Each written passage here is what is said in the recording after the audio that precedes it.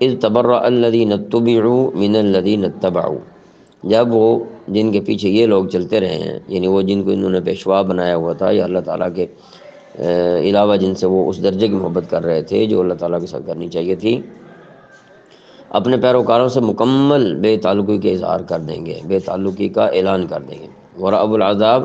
اور یہ سب لوگ عذاب کو اپنی آنکھوں کے سامنے دیکھ لیں گے۔ یہاں اس منظر کا نقشہ پیش کیا گیا ہے جب قیامت میں مشرکین کے خاص لوگ،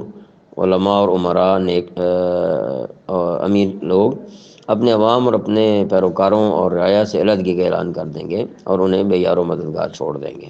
فرمایا جن پر امیدیں لگائے بیٹھے ہو اللہ تعالیٰ کے علاوہ، جن کو تم نے معبود سمجھا ہوا ہے، یہ تمہیں بے یار و مددگار وہاں چھوڑ دیں گے۔ وَتَقَطَّعَتْ بِهِمُ الْأَسْبَابُ، اور ان کے تمام باہمی رشتے کٹ کر رہ جائیں گے۔ تو یہاں یہ بات ذہن میں رہے کہ یہاں پر جو شفاعت ہے نبی علیہ الصلوۃ والسلام کی، اس کا ذکر بھی نہیں ہو رہا اور اس کا انکار بھی نہیں ہو رہا یہاں پر، بلکہ جو معبود باطل طور پر لوگوں نے بنائے ہوئے تھے، جو شرک کی بنا پر تھے، ان کی بات ہو رہی ہے کہ وہ لوگ ان کو کھڑا چھوڑ دیں گے وہاں پر۔ وَتَقَطَّعَتْ بِهِمُ الْأَسْبَابُ، اور ان کے تمام باہمی رشتے کٹ کر رہ جائیں گے،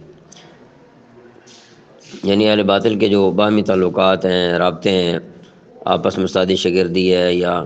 قرابت داری ہے یا ہم وطن ہیں یا دوست ہیں، یہ سب اسی دنیا تک محدود ہیں۔ آخرت میں